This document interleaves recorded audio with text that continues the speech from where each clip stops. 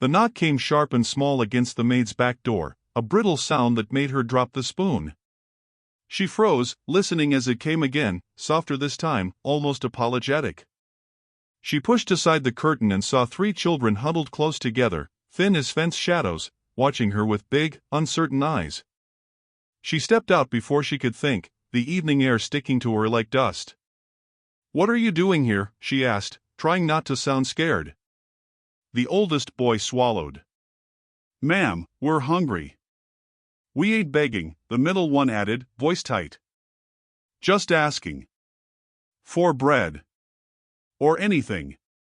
The maid glanced back at the kitchen, knowing the rules. No handouts. No charity. No trouble. Yet the children's shivering made her chest twist. "You can't be here," she whispered. "If anyone sees." "We'll leave after we eat," the boy said. "We'll be quick." She exhaled, long and shaky. "How long since you last ate?" "Yesterday," the girl murmured, though she didn't lift her head. Something in her voice tugged at the maid, something soft and familiar, though she couldn't place it. She motioned them around the house toward the back gate. "Come on. I'll buy you something from the store." The kids blinked, stunned. "You'd do that?" the middle boy asked. "Yes," she said. "Just keep your heads down." They followed her along the narrow alley behind the governor's estate, moving quick and quiet. The youngest clung to her sleeve, but didn't speak. At the small market she paid for warm rolls, dried fruit, and a carton of milk. The cashier eyed the kids with suspicion, but said nothing. Outside, the children ate fast, like the food might vanish. She watched them, trying to untangle the tight fear curling in her. "Where are your parents?" she asked. "Gone," the oldest said. "Or somewhere." "Don't know." "We move around," the middle one added. "People don't like us staying." The maid crouched down. "Stayed where?" They exchanged glances. The girl swallowed. "Different places. Old buildings. Yards. Wherever folks ain't watching." "But you said you've seen me," the maid said, her voice barely above the dusk hum. "How?" The children went still. Even chewing paused. The youngest girl looked up, eyes wide, gentle, almost sad. The maid felt her breath snag. "Child," she murmured, "do you know me from somewhere?" The little girl stepped closer, fingers brushing the maid's hand. "We know your name," she whispered. The maid's stomach flipped. "What? Who told you that?" The girl blinked slowly and said the maid's name in a fragile tremor that cut straight through her. The maid felt the ground tilt beneath her feet, a slow sinking that made her grip the side of the bench. The boys shifted, watching her with guarded faces, unsure if they should run or stay. She tried to steady her breath, but it caught in her throat like a knot. "Child," she said, voice unsteady, "you must explain what you mean." The oldest boy stepped forward. "We're not lying," he said. "She knows things. Things she ain't supposed to." The maid shook her head. "I've never seen you before." "Maybe not," the boy answered. "But she has." The middle child nudged the girl gently, as though urging her to speak again, but the girl pressed her lips together and stared at the dirt. A chill slid over the maid's arms. The alley felt narrower, the shadows clutching the walls a little tighter. She crouched slowly until her eyes were level with theirs. "Tell me where you learned my name," she whispered. "Tell me who told you." The boys exchanged a look, one filled with something heavier than fear. "We can't," the oldest said. "Not yet." The maid felt frustration spike through her panic. "Why not?" "Because you'll get mad," the middle boy muttered. "And then you'll walk away like the others." She stared at him, stunned. "Others?" The oldest shrugged, eyes low. "People don't keep us around long." The maid felt something tighten in her chest. She reached for the little girl's hand, gentle but firm. Listen, she said. I'm not leaving you. I just need to know. The children waited in silence, watching her struggle for words she couldn't find in that moment. She only stared, breath trembling. She waited for the girl to speak again, but the child only stared at her with those trembling eyes, as if the air itself might break if she breathed too hard. The maid swallowed, trying to slow her pulse. All right, she said softly. If you won't tell me how you know my name, then tell me something else. Tell me where you're staying. The oldest boy wiped his mouth with the back of his hand. Doesn't matter, he said. It matters to me. The middle boy shook his head. If we say it wrong, you'll walk off like the last ones. I won't, she said, though her voice wavered. You think you won't, the oldest answered. But everyone does. The maid straightened. Try me. The youngest girl stepped forward, small fingers gathering around the hem of the maid's apron. We've seen you before, she whispered. The maid's breath hitched. Where? The children looked at each other, unsure. The boys waited for the girl to speak, but she only lifted her chin, eyes meeting the maid's without blinking. The oldest murmured, She don't lie. Not ever. The maid knelt. Child, I need to understand. Did someone tell you about me? No, the girl said. We just know. That's not an answer, the maid whispered. The oldest sighed. Look. We never seen your face up close. But we seen you. From far off. Maybe from a window. Maybe from somewhere else. Don't know which is true. The middle boy added, sometimes things get mixed up. The maid felt a cold ripple crawl up her spine. Mixed up how? The girl drew closer, touching the maid's wrist as though steadying her. Sometimes what we remember ain't what happened. But the feeling is real. The maid stared at her. What feeling? That you're safe, the girl said. And that you're sad. The maid blinked hard. You don't know me. The girl shook her head gently. But we feel you. The maid looked away, overwhelmed. This is ridiculous, she muttered. It ain't ridiculous to us, the oldest said. Well, it scares me, the maid snapped, then instantly regretted the harshness. The girl flinched. The maid's voice softened. I didn't mean that. I'm just confused. We are too, the middle boy replied. We don't want to cause trouble. We just want a place to rest. The maid stood, brushing dirt off her skirt. All right. I'll walk you home. The kids froze. No, the oldest said quickly. You don't need to do that. I want to, she said. And it's getting dark. The children exchanged a series of tight, nervous looks, the kind kids give when they're used to hiding something. The maid stepped closer. If you don't tell me where you're staying, I can't help you. And if someone hurt you? We ain't hurt, the middle boy said. Just tired. That's not what I asked. The girl tugged her sleeve. We stay close. Not far. How close? The girl hesitated. Close enough you can still hear the big house when the windows shake. The maid stiffened. She knew that sound well, the governor's estate rattling with late-night rage, arguments that bled through the stone walls. You stay near there, she whispered. The girl nodded. Show me. The children didn't move. The oldest scuffed the dirt with his shoe. You sure? Yes, the maid said.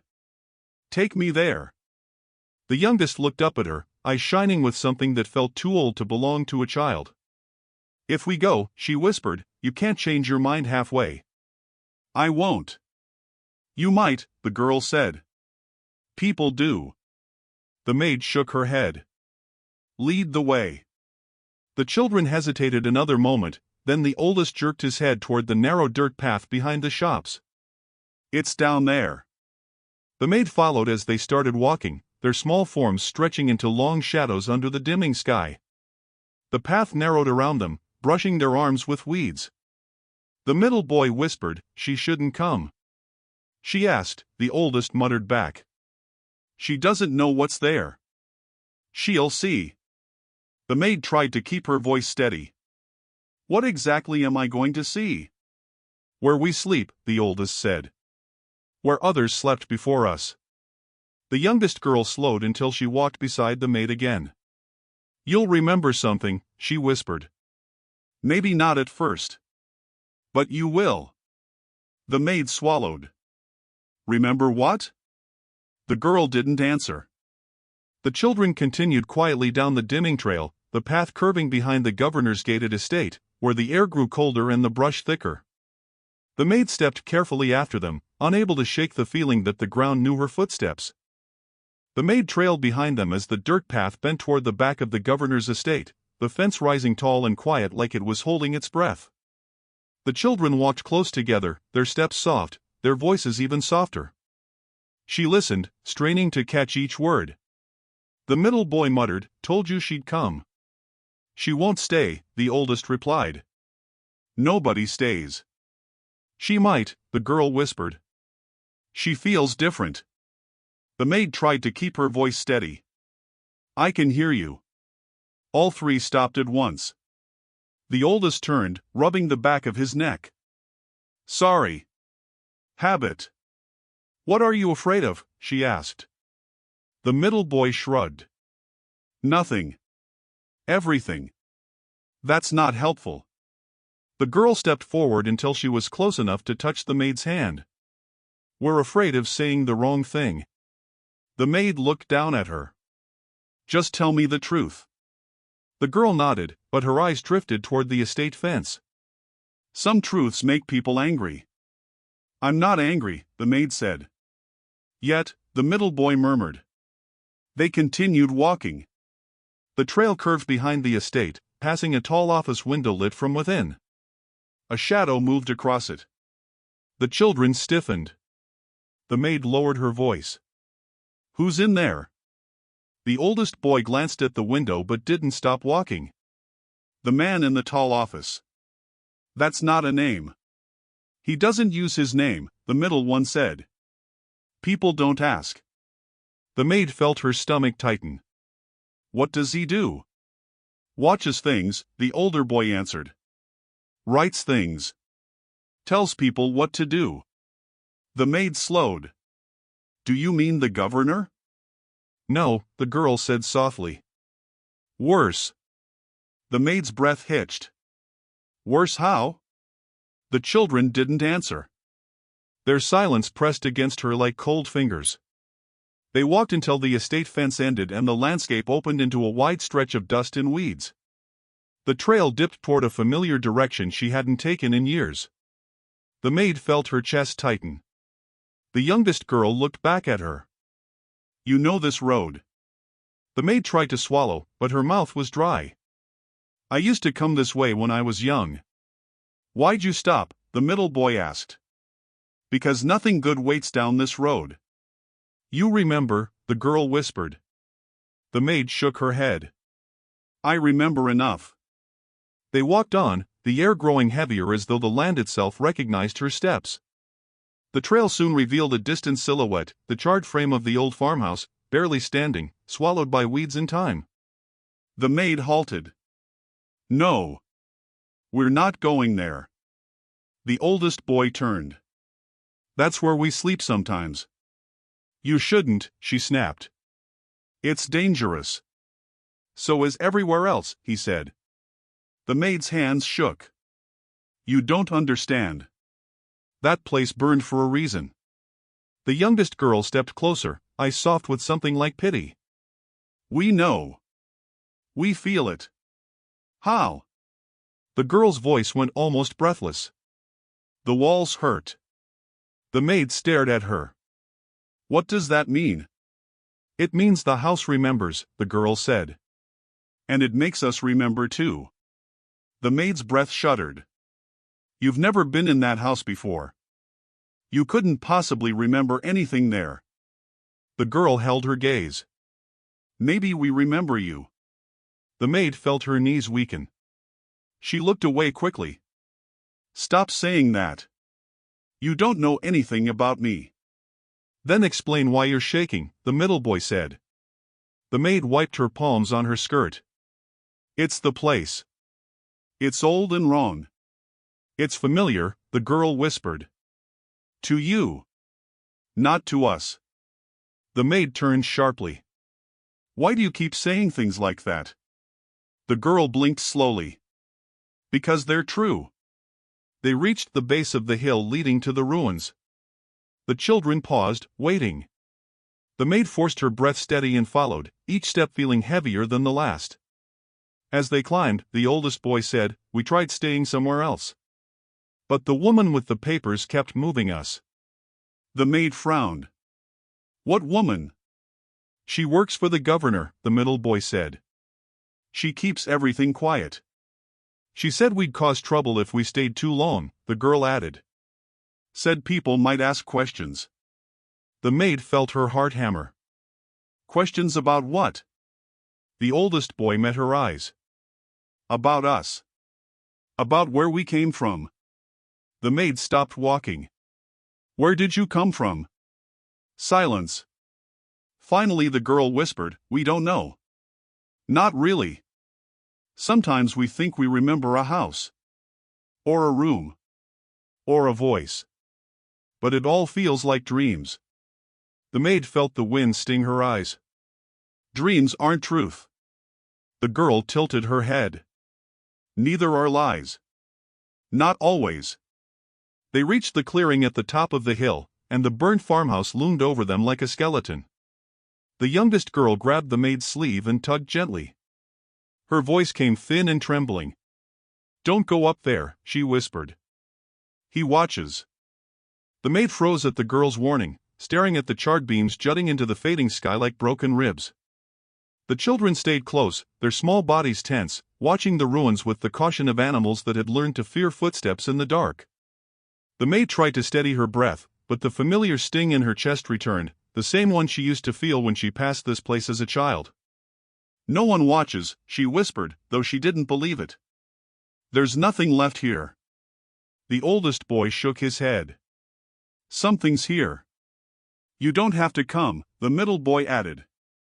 We can show you from down here. No, the maid said, forcing her steps toward the ruins. If you sleep here, I need to see it myself. The girl grabbed her hand. You'll remember things. The maid swallowed. I already do. What things? The oldest asked. Just shadows, she murmured. Old ones. They followed her reluctantly as she climbed over broken boards and ash-soaked dirt. Every step felt like a memory dragging at her ankles. The smell of scorched wood still lingered faintly, even after all the years. She paused at the threshold where the door once stood. The middle boy whispered, Don't look at the well. The maid's eyes darted instantly to the right where the stone rim sat half-collapsed under weeds. She felt her stomach clench. Why not? She asked. It feels wrong, he said. Like someone's down there breathing too loud. That's nonsense, the maid replied, though her voice was thin. The girl tugged her skirt. It's not nonsense if it scares us. The maid stepped inside. The floor groaned beneath her feet, though it had no reason to. There was no floor left, just packed dirt and memory. She scanned the burned walls, seeing flashes she wished she didn't see. Her mother's hands dragging her out that night. The sheriff shouting. Men holding lanterns. Smoke thick enough to choke a prayer. The oldest boy studied her face.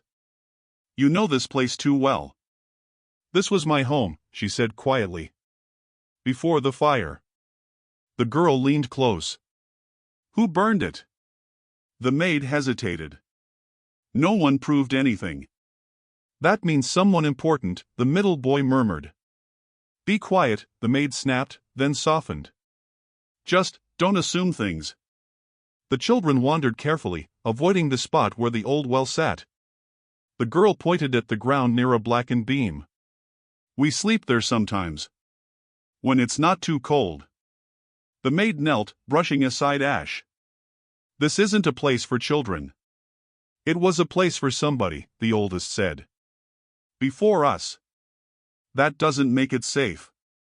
The girl's eyes drifted toward the well again. It feels loud here. What does that mean? The maid asked. Like the ground wants to talk, the girl whispered. But it can't. The maid felt a chill spread up her arms. You're imagining it. We're not, the middle boy said. There's something here that remembers us. Or remembers someone like us. That doesn't make sense. It doesn't have to, he replied. The maid drew a slow breath and stood. You mentioned your mother worked for the same people I work for. What did you mean by that? The children exchanged another guarded look. Tell me, the maid insisted. The oldest boy nodded hesitantly. Our mother cleaned rooms. Same big house. The maid felt her pulse quicken. The governor's estate? Yeah. Which wing? Didn't say, the middle boy murmured. She just told us to stay quiet when she came home. Said people listen through the walls. The maid's throat tightened. Do you know her name? No, the oldest said. She never told us. She just said names make trouble. The girl's hand tightened around the maid's fingers. She said people who ask questions disappear. The maid felt her breath go sharp. Disappear how? Just gone, the girl whispered. Like she walked out and didn't come back. The maid staggered a step back. When was this? Don't know, the boy said. Time gets mixed up. The maid pressed a hand to her forehead. So you think she worked where I work? And she vanished. And now you're here, sleeping in the ruins of my family home? The girl nodded slowly. We didn't choose it. Our feet brought us. That's impossible. No, the girl whispered. It's something else. The maid felt a deep ache ripple through her chest. Why come here at all? The girl pointed toward the charred wall. Because this place feels like it's waiting for someone. Waiting for who? You, the girl said. The maid felt her knees threaten to give. Stop saying that. You don't know me. The girl's voice softened. But we feel you. Same as before. The maid took a shaky step back. Before what? The children didn't answer. They stood silently, watching her as if she were the one haunting the place. Then the middle boy's eyes widened. He leaned forward, listening. Do you hear that? The maid stiffened. Hear what? Footsteps, he whispered. Down the hill. The girl grabbed the maid's hand. He comes here at night. Who? The maid breathed. The girl's eyes filled with fear. The man who watches. A twig snapped outside, sharp and deliberate, and the maid felt the night fold around them like a warning. The sound came again, closer this time, a slow crunch of weight shifting against dry leaves. The maid's breath tightened. She pulled the children behind a fallen beam, pressing a finger to her lips. Don't move, she whispered. The middle boy trembled. Is it him? Quiet, the oldest hissed. The youngest girl clung to the maid's arm, her tiny fingers shaking against the fabric. The maid forced herself to look over the edge of the beam. A man stepped into the ruins, his figure half swallowed by shadows. He moved with the confidence of someone who knew the land and feared nothing in it. The maid lowered her voice. Stay down. The man's boots scraped against the dirt as he searched the corners of the burnt shell. He carried no lantern, yet he walked as if he could see everything. His voice, when it rose, was low and irritated. Kids don't vanish unless someone hides them. Not this many times. The oldest boy swallowed hard. That's him. Who is he? The maid whispered. The watcher, the girl breathed. He follows us. The maid's pulse thudded in her ears. The man knelt near the collapsed doorway, touching the dirt like he was feeling for warmth. Tracks, he muttered. Fresh. Too small for grown feet. Damn kids. The middle boy whispered, we need to run. Not yet, the maid said. The man stood, brushing dirt from his hand. Governor wants answers, he said to no one. Wants silence more. Rewards high. Find the kids, close the problem. The maid stiffened. Reward. Silence. Problem. The words slid into her like blades. She leaned closer to the children. Why would the governor care about you? The oldest boy shook his head. We don't know. That's not true, she said. He met her eyes for a brief, terrified second. We know he doesn't want us around. The man stepped deeper into the ruins, and his boot hit a piece of charred wood. The sound echoed too loud. The youngest girl whimpered before she could stop herself. The man snapped his head up. Who's there? The maid grabbed all three children and pulled them tighter behind the beam. Her heart pounded hard enough to choke her. The man took a step closer. I heard you. He reached for something on his belt. Not a weapon, just a flashlight, but the beam would expose them in an instant. The oldest boy whispered, "Please, we have to go." The maid nodded. She waited for the man to turn slightly, then motioned toward the back wall where the charred boards leaned open. "When I say move, crawl out and stay low." The youngest trembled. What about you? I'm coming, the maid whispered. Just move when I tell you. The man lifted the flashlight. Last chance, he said. Come out, or I start checking every corner. The maid inhaled sharply. Go, she whispered. The children crawled fast and silent through the gap. The maid followed, pushing her body through the splinters. Their feet hit the weeds outside just as the flashlight beam swept over the beam where they'd been hiding. There, the man shouted. The maid grabbed the children's hands. Run, she said. Now. They sprinted across the clearing, their breaths breaking in ragged bursts. Behind them, the man charged through the ruins. The oldest boy gasped, "He's close." Keep going, the maid said. They stumbled down the hill, stones sliding beneath their shoes. The trees thinned, revealing the start of the old trail. They reached it just as the man's voice echoed from the ridge. I know you. Maid from the big house. You don't want this fight.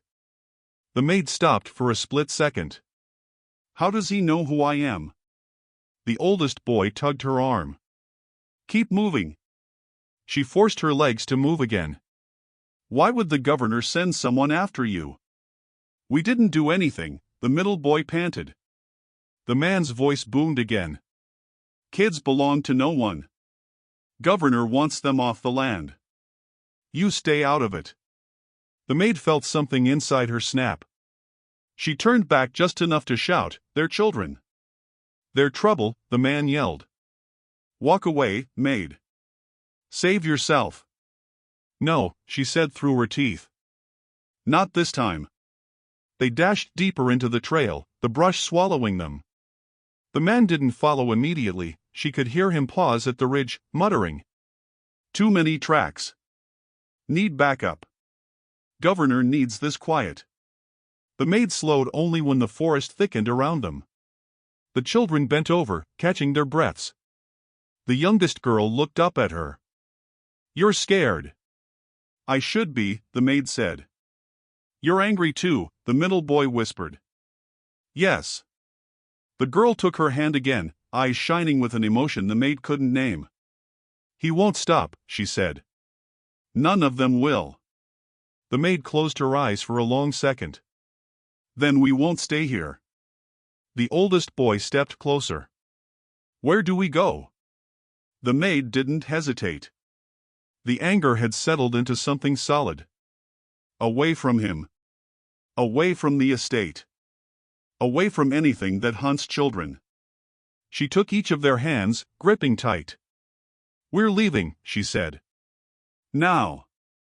They ran until their breaths turned thin and sharp, until the trail narrowed into the old path the maid hadn't stepped on since childhood. Branches scraped her arms, but she didn't slow. The children followed close, their feet hitting the dirt in uneven, frantic rhythms. When they finally paused, the forest felt dense enough to hide their trembling. The maid leaned against a tree and whispered, "Tell me the truth." "All of it."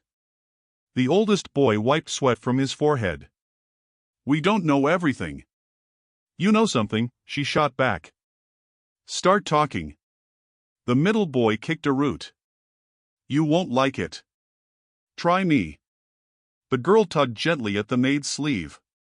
"We didn't choose any of this." "That's not an answer," the maid said. The girl looked at her brothers. "She deserves to know." The oldest sighed. "Fine. Governor's people came to the house we stayed in before. They said they were checking on us. But they weren't. They were looking for something else." "What?" the maid demanded. "Records," the boy said. "Names." "Papers." "What names?" "Kids' names," the middle boy muttered. "Sick ones. Lost ones. Ones that didn't come back." The maid felt her stomach twist. Why would the governor care about that? The oldest boy looked directly at her. "Because he said your family started it." The maid froze, breath caught midair. "Started what?" He hesitated. "The accident." Her pulse thudded painfully. "It wasn't an accident." The middle boy lifted his head. "That's what he said." "What else did he say?" "That your family caused trouble," the oldest answered. "And people like you keep making it worse." The maid clenched her jaw. "People like me?" "Quiet women," the girl whispered. "But loud on the inside." The maid's throat tightened. "You don't know anything about my family." "We know enough," the middle boy said. "We know he came to your house that night. Asking questions." The maid's breath trembled. "Who told you that?" "No one," the girl murmured. "It's just there. Like something we half remember." "That's impossible," the maid said softly. The girl touched her hand. "Maybe not."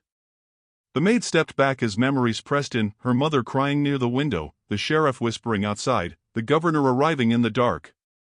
None of it clear, just flashes that never settled into truth. She steadied herself. "Where did you hear about my family's fire?" "We didn't hear," the oldest said. "We felt it when we slept in the ruins. Like the walls were telling us things." "That's nonsense," the maid whispered, even as a cold wave moved under her skin. The middle boy shook his head. "Not nonsense. Memory. Someone else's maybe. Not ours." The maid rubbed her forehead. "Enough. We have to keep moving. The watcher will call for help." "Where are we going?" the girl asked. "Somewhere safer," the maid said. "There's an old church past the ridge." "Hardly anyone goes there." The children hesitated. The oldest boy asked, "Why that place?" The maid swallowed, unsure how honest to be. "Because I used to hide there. After the fire. After the town started blaming my family." The middle boy frowned. "Why'd they blame you?" "Because people need someone to hate when truth scares them." The girl reached for her hand again. "Then we'll go with you." They continued down the trail, the trees thinning as a faint outline formed, broken steeple, leaning walls, a place abandoned long before any of them were born. The children slowed as they approached, sensing something heavy in the air. The middle boy whispered, "Feels strange." "It always did," the maid replied. Inside, dust floated like pale ghosts in the dim light. The pews were cracked, the altar crooked, but the quiet felt thick enough to muffle even their breathing. The oldest boy asked, "You hid here alone?" "Yes." "Were you scared?" "Every time." "Why'd you keep coming back?" "Because no one else did," the maid said. "And hiding is easier when the walls don't look at you." The girl stepped toward the altar. "It's warm here." "It wasn't warm for me," the maid whispered. The girl pointed. "Look." The maid followed her gaze. Something white sat on the altar, sharp against the dust, untouched by weather or time. "An envelope." Her breath stalled. No, she whispered. That wasn't here. The oldest boy asked, What is it? The maid shook her head. I don't know. You're lying, the middle boy said softly. You know the handwriting. The maid's blood ran cold. She stepped forward and picked up the envelope with trembling hands. Her name was written on the front. Her mother's handwriting. The children watched, silent and waiting. The girl said, Open it. The maid shook her head. I can't. You have to, the oldest boy insisted. Her fingers hovered over the seal. I'm scared, she whispered. The girl stepped close, eyes full of something deep and devastating. We all are. The maid closed her eyes, breath unsteady, and slowly tore the envelope open. The paper inside the envelope felt fragile, softer than it should have been after all these years. The maid unfolded it slowly, her fingers trembling as though the letter might burn her. The children drew closer, crowding around her knees, their faces lifted toward the words she hadn't yet dared to read. She swallowed hard and whispered, This can't be real. The oldest boy asked, What does it say? I haven't read it, she murmured. Then read it, the middle boy said. The maid lifted the paper to the faint light slipping through the broken church roof. The handwriting was unmistakable, her mother's tight loops, her careful strokes. The sight of it made the maid's vision swim. I don't understand how this got here, she whispered. Maybe someone brought it, the girl said. Who? The girl shook her head. Someone who wanted you to find it. The maid drew a long breath and began to read, her voice cracking. My child. If you're reading this, then the truth finally reached you.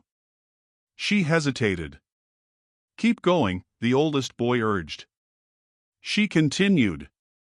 There are things I never told you. Things I hid because I thought silence would protect you. I was wrong. Silence protects no one. The maid lowered the letter. I don't want to keep reading. You have to, the girl whispered. It's why we came. The maid stared at her. What do you mean, why you came? The girl's eyes glistened with something too heavy for someone so small. Just read. The maid forced her gaze back to the page. I tried to speak out about the governor's work camps. About the children who went missing after falling sick. About the promises made and broken. I told the sheriff. I told the men with clipboards. No one listened. She wiped her cheek. She was telling me the same things before she died. The middle boy whispered, She tried to save them. The maid nodded faintly and continued. I found records, lists of names, dates, conditions. I hid them, thinking I could bring them out later. But there was a night when he came. The governor. He asked for the papers. He demanded them. And when I refused, the house burned. The maid stopped, breath shaking. I can't do this. The girl touched her hand gently. You have to finish. The maid blinked hard, fighting the blur of tears. He blamed us. Blamed our family. And the town believed him. The oldest boy whispered, So it wasn't your fault. The maid shook her head slowly. I never knew. I never knew she tried to expose him. The letter continued. If you survive, protect yourself. He will erase anything that threatens him. They all will. Remember the stories you heard as a child. Remember the baby who didn't stay. They'll say she never existed. But she did. The maid stopped cold. The children leaned closer. The middle boy asked, Baby? The maid whispered, I don't remember a baby. The letter said, I tried to keep her safe, but she was taken. They said she was too weak, but I saw the men carry her out. I heard them say she needed to be moved with the others. If she's alive, find her. If she's gone, speak for her. The maid felt her knees weaken. No. No, no, no. The youngest girl stepped forward, her voice barely a breath. There was a baby? I don't remember, the maid whispered. I was too young. The girl touched her hand again, gently. Maybe you remember in pieces. The maid shook her head violently. This changes nothing. It changes everything, the oldest boy said. Your mother wasn't wrong. She wasn't crazy. The maid pressed the letter to her chest. She died because she tried to tell the truth. And now you know it, the girl whispered. The maid looked at her. Why does it feel like you knew this already? The girl's eyes lowered. We didn't know. We felt something pulling us. Pulling you where? Here, the girl said softly. To you. The maid knelt, grasping the girl's shoulders gently. Child, what are you saying? The girl's lip trembled. Before we came to the ruins, before the Watcher chased us, I dreamed of a woman. She looked like you. She said your name. She said mine too. The maid's breath stopped. What was your name? The girl opened her mouth, then closed it again, shaking her head. I don't know anymore. But when you touched my hand earlier, it felt like something coming back. That's impossible, the maid whispered. Maybe, the girl said softly. Maybe not. The maid stared at her, heart aching in a way she couldn't name. Why me? The girl answered with a trembling voice. Because you're the only one who looks at us like we're people. The maid tore her gaze away, staring at the letter again. My mother wanted to expose them. She wanted to save the missing children. The middle boy said, then maybe we're some of them. The maid looked up sharply. No. Maybe, the oldest whispered. Maybe that's why he wants us gone. The maid felt the world tilt. This is too much. I need time. You don't have time, the girl breathed. He's coming. The maid stiffened. The Watcher? The girl shook her head slowly. No. The one he answers to. The maid's stomach dropped. The governor? The girl moved closer, touched the maid's cheek with a shaking hand, and whispered with devastating softness, Mom, please don't cry. The word Mom slipped from the girl's mouth so softly the maid almost believed she imagined it. But the children froze, watching her with wide, waiting eyes. The maid staggered back, gripping the edge of a broken pew. Don't say that, she whispered. You can't call me that. The girl stepped toward her. I didn't mean to. It just came out. The oldest boy murmured, She only says things that feel true. That's not true, the maid said sharply. I never had a child. She stopped, breath-breaking. The letter trembled in her hands. I don't remember a baby. The girl frowned. Maybe you weren't supposed to. That makes no sense. The middle boy stepped beside her. Neither does someone burning your house because of papers. The maid turned away, clutching her ribcage as though her heart hurt too much to stay inside. Your mother left you. That's why you're here. Not because of me. The girl shook her head. She didn't leave us. Someone took her. Who? The girl's voice dropped. The same man your mother feared. The maid squeezed her eyes shut. Stop. I can't think. I can't. Footsteps crunched outside the church. Slow. Heavy. Deliberate. The oldest boy stiffened. He found us. The maid spun toward the broken doorway. The Watcher? No, the girl whispered. Him. The maid's stomach dropped. She grabbed the children's hands. Hide. They ducked behind the altar just as a shadow crossed the doorway. The Watcher stepped inside, scanning the pews with hard eyes. He moved with certainty, like he already knew exactly where they were. The maid crouched low, pulling the children close. Her whisper was barely a breath. "Don't move." The watcher's boots echoed on the cracked floor. "I know you're here," he said. "All of you. You run too fast for kids, too slow for safety." He paused. "Maid, I'm tired of this chase." The maid's pulse hammered. She rose slowly from behind the altar, hands trembling but raised. "Leave them alone." The children clung to her skirt. The watcher tilted his head. "You're making this harder than it needs to be." "They're just children." "They're evidence," he replied. "Loose ends." "Governor wants quiet." The maid stepped in front of the kids.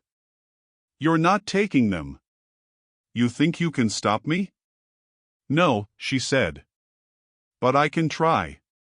The watcher gave a long, tired sigh. "Why are you doing this?" "They're not yours." The maid swallowed. "Maybe they should be." His eyes flickered, just for a moment. "You're talking like your mother." The maid froze. "You knew her?" "I knew she poked her nose where it didn't belong." "And you helped silence her?" He didn't answer. His silence was enough. The maid's anger rose so quickly she felt heat behind her eyes. "You took everything from us." "Not me," he said. "But I was told to keep order." "And I did." The girl stepped out from behind the maid before she could stop her. "Why do you hate us?" The watcher blinked, thrown off. "I don't hate you." "Then why chase us like animals?" He stiffened. "Because if I don't, worse men will." The maid whispered, "What do you mean, worse?" "Governor doesn't like loose ends," he said. "But the ones above him like them even less." The maid felt the world tilt. "Above him?" The watcher rubbed his face, weary. "There's a list. Names. Ages. Conditions. Your mother had some of it. These kids were on one of them." The children tensed. The oldest boy asked, "Are we supposed to be dead?" The watcher didn't answer. The maid's breath cracked. "No. No, you're not touching them." "I'm not here to take them tonight," he said. "I'm here to warn you." The maid narrowed her eyes. "Why warn me?" "Because your mother was right," he said quietly. "And you're about to finish what she started. But if you stay here, you'll die before you get the chance." The girl whispered, "He's scared." The watcher's jaw tightened. "I'm scared of the men who sent me." The maid stepped forward. "Then help us." "I can't," he said. "But I can look the other way." "Why?" "Because I'm tired," he said. "And because those kids remind me of ones I couldn't save." The maid swallowed hard. "Then move aside." He stepped back, opening the doorway. "Go. Now." The maid gathered the children. "We're leaving." The watcher nodded once. "He won't forgive me for this." "And he won't forgive you either." The maid met his eyes. "Let him come." He stared at her for a long moment. "Be careful, maid. You don't know what waits on the road." She pulled the children close, heart pounding, and whispered, "We're going." They stepped past him. And for the first time, he didn't follow. Dawn crept over the trees in a thin gray wash as the maid hurried the children down the trail. The watcher's warning clung to her skin like cold sweat. The girl held her hand tightly, as though afraid the maid might vanish. The oldest boy kept looking over his shoulder. The middle one muttered under his breath, "He let us go." "Why'd he let us go?" The maid whispered, "Because he's done hurting children." "You believe that?" the oldest asked. "No," she said. "But I believe he's tired." The girl tugged her sleeve. Where are we going? To town, the maid answered. To the governor. The middle boy stumbled. Why him? He tried to erase us. That's why, she said. He needs to see what he's done. The girl's voice dropped. He won't want to. He'll have no choice, the maid said. Not anymore. They broke through the last line of trees. The sun cracked over the ridge as the governor's large home came into view. The children pressed close, their breathing uneven. The oldest boy whispered, "We shouldn't be here." The maid placed a steady hand on his back. I'm with you. That's not enough, he said. It will be, she murmured. They slipped toward the side entrance reserved for staff, the maid's key still hidden in her apron. She paused at the door. You three stay behind me. Don't speak unless you want to. The girl shook her head. I do want to. The maid swallowed hard. Then stay close. Inside, the house felt too quiet, the hallways cold with the kind of silence that waited for something to break it. The children whispered together. The oldest asked, He knows we're here already, doesn't he? Yes, the maid said. Men like him feel footsteps before they hear them. They walked through the long corridor leading to the office. The maid's palms were damp. She whispered to herself, steadying her breath. This is what she died for. They reached the office door. She knocked once. A voice inside said, "Enter." The children tensed. The maid pushed the door open. The governor sat at his desk, writing something with quick, irritated strokes. He didn't look up at first. "You're late," he said. "You were supposed to start an hour ago." The maid stepped in. "I'm not here to work." His pen paused. Slowly, he lifted his gaze, eyes sharp and narrow. "Explain."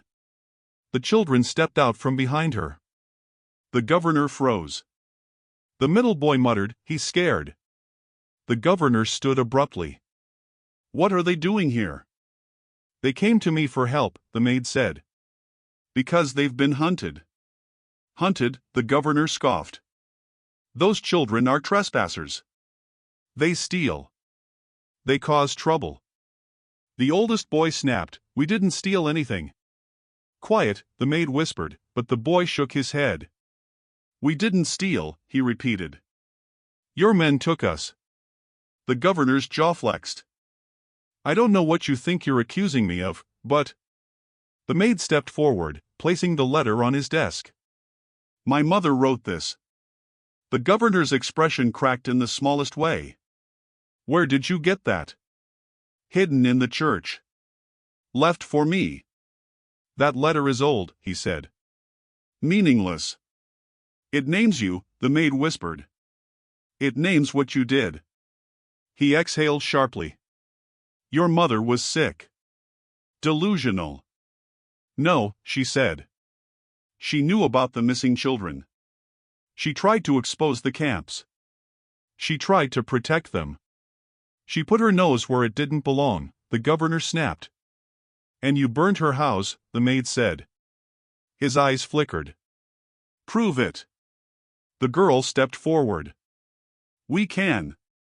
His gaze snapped to her. "Why are you speaking?" The girl lifted her chin. "Because I remember things. Not clear. But enough. Men carried babies. Sick ones. Quiet ones. They said they belonged to the state." The governor's face went pale. "You have no idea what you're saying." The maid stepped closer, voice low. "Tell me the truth. Did you take her?" "My mother said she had a baby." The governor stared at the girl as if seeing her for the first time. The girl whispered, "You weren't supposed to survive." The governor staggered back, hitting the desk. "Who told you that?" "You did," the girl said softly. "When I was small." "You said I was too weak." The maid felt her heart twist violently. "No," she breathed. "No, no." The governor pointed at the children. "They were never meant to be found." The files were sealed. The camps closed. This should have ended years ago. You ended nothing, the maid said. You hid it. He slapped the desk. Quiet, maid. The children recoiled. The maid didn't move. You silenced my mother. You silenced dozens of others. But you won't silence me. The governor narrowed his eyes. You think anyone will believe you? The watcher's voice came from the doorway. I will. They all turned. The watcher stepped inside, shoulders squared, expression hollow. The governor whispered, You traitor. The watcher shook his head. No. Just done. The maid met his eyes.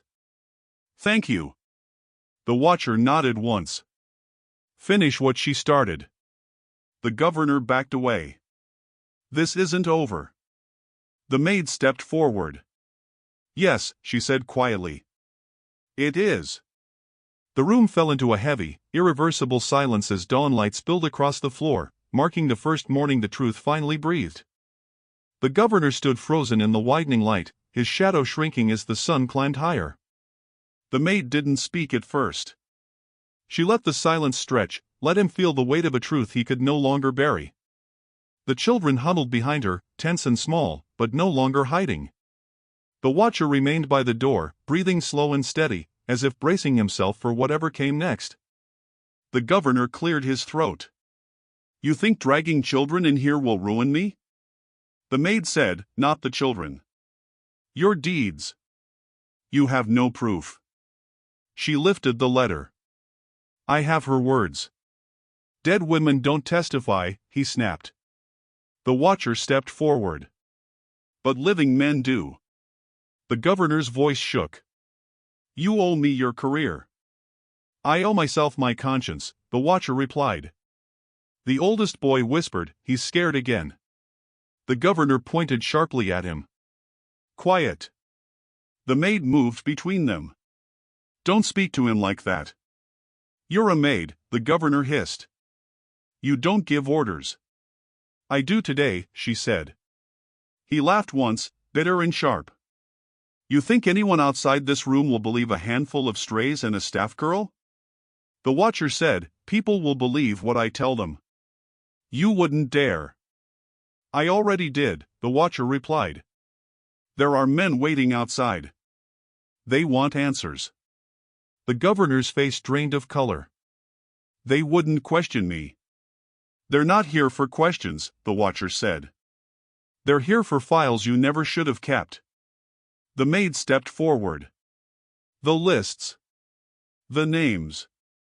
The governor whispered, You don't understand what those lists were for. Then explain, she demanded. He rubbed his forehead, trembling. Some children were too sick. Too weak. The camps couldn't afford to care for them. We were told to relocate them. To manage the overflow. By who? The maid asked. He looked away. Men above me. That didn't give you permission to steal babies, she said. He shook his head. I did what I was ordered. That excuse killed my mother, she whispered. He didn't deny it. The girl stepped forward, her voice trembling. You took me. The governor wouldn't meet her eyes. You don't understand. You were dying. I didn't die, she said. He swallowed hard. No.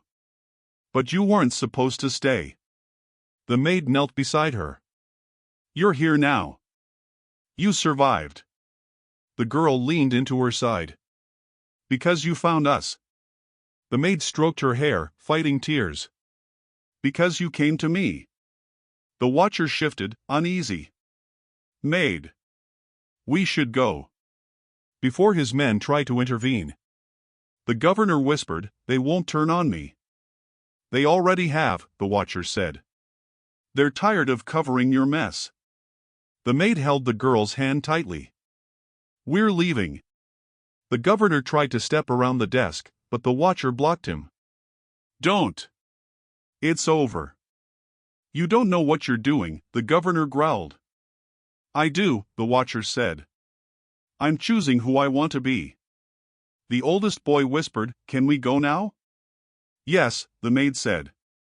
We've said what we needed.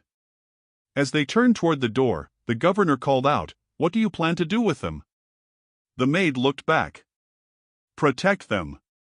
You can't save them from what's coming, he warned. The watcher answered, Maybe she can. The maid led the children out of the office, down the long corridor, into the growing warmth of morning. Their footsteps echoed like the first breaths of a life finally beginning. Outside, the world felt different, raw, open, unfamiliar, but free in a way the maid had never felt before.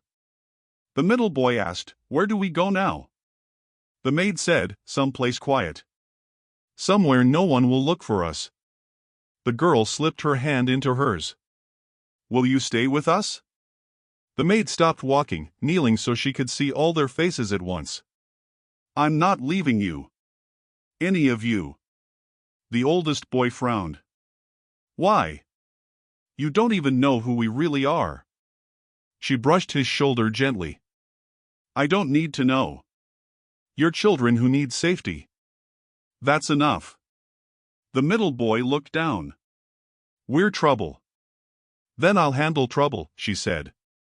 The girl studied her with soft, searching eyes.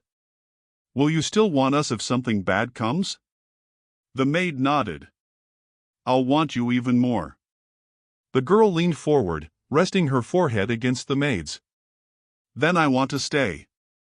Good, the maid whispered. Stay as long as you need. The watcher stepped out of the house behind them. I won't follow, he said. But I'll testify. And I'll hand over every file I kept. The maid met his eyes. Thank you. He nodded. Your mother was brave. You deserve a chance to be too. She took the children's hands again. Together they walked toward the empty road stretching past the estate, bathed in the first strong light of day.